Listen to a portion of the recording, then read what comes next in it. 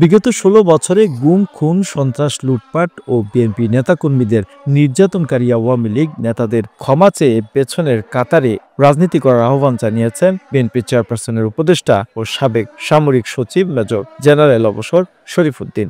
শহীদ জিয়ার আদর্শ থেকে আমরা বিচ্যুত হয়ে যাই। আমরা আবারও বলছি, আপনারা সব ঠিক হয়ে যান। আপনারা যে অপরাধ করেছেন তা ক্ষমা চেয়ে, আপনারা ক্ষমা চাইলে আমাদের কাতারের শেষ সারিতে আসবেন। আপনারা যারা দুর্নীতি করেন নাই শেষ সারিতে আসবেন। আপনাদের কাজের মাধ্যমে আপনারা আগে আগে প্রমাণ করবেন যে আপনারা সত্যি বিএনপির রাজনীতিতে বিশ্বাস করেন। আপনারা ইনশাআল্লাহ সেই ধরনের সম্মান পাবেন। তিনি বলেন, বিএনপি প্রতিশোধের রাজনীতি করে না। বিএনপি প্রতিশোধ নিলে একটিও আওয়ামী লীগ নেতা কর্মীর আরামে ঘুমাতে পারত না।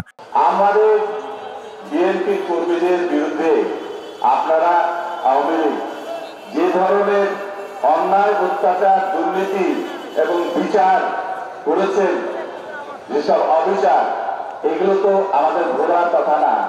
আমরা যদি সত্যিকারের আপনাদের উপর প্রতিশোধ নিতে চান, তাহলে আজকে আপনারা কিন্তু বাড়িতে থাকতে পারতেন না। তিনি জেলা শহরের পৌর পার্ক চাঁপাইনবাবগঞ্জ জেলা বিএনপির আয়োজিত নিত্য প্রয়োজনীয় পণ্যের মূল্য বৃদ্ধি সহনীয় পর্যায়ে রাখা, অবনতিশীল আইনশৃঙ্খলা পরিস্থিতির উন্নতি, দ্রুত গণতান্ত্রিক যাত্রাপথে উত্তরণের জন্য নির্বাচনী রোডম্যাপ ঘোষণা, রাষ্ট্রের পতিত ফ্যাসিবাদের নানান চক্রান্তের অপচেষ্টার মোকাবেলা সহ বিভিন্ন জনদাবিতে আয়োজিত সমাবেশে এসব কথা বলেন। এই অন্তর্বর্তীকালীন সরকারকে অনুরোধ করব, আপনারা অনুগ্রহপূর্বক আপনারা একটা সুষ্ঠু নির্বাচন দেন, একটা নিরপেক্ষ নির্বাচন দেন, যেটা আমরা গত ১৭ বছর ২ বছর ফখরুদ্দিন মঈনুদ্দিনের সেনা শাসন এবং ১৫ বছর ফ্যাসিস্ট হাসিনার শাসন এই আন্দোলন করেছি, শুধু একটা কারণে, যে আমাদের যাতে একটা সুষ্ঠু নির্বাচনের পরিবেশ দেওয়া হয়। জেলা বিএনপির আহ্বায়ক গোলাম জাকারিয়ার সভাপতিত্বে ও রফিকুল ইসলামের সঞ্চালনায় অন্যদের মধ্যে বক্তব্য রাখেন বিএনপির রাজশাহী বিভাগীয় সাংগঠনিক সম্পাদক অ্যাডভোকেট শাহিন শওকত, অ্যাডভোকেট রফিকুল ইসলাম, টিপু, ওবায়দ পাঠান সহ অন্যান্যরা।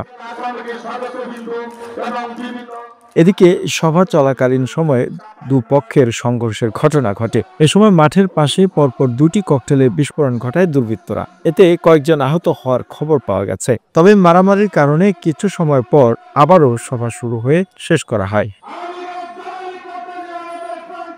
The news Bangladesh desk report.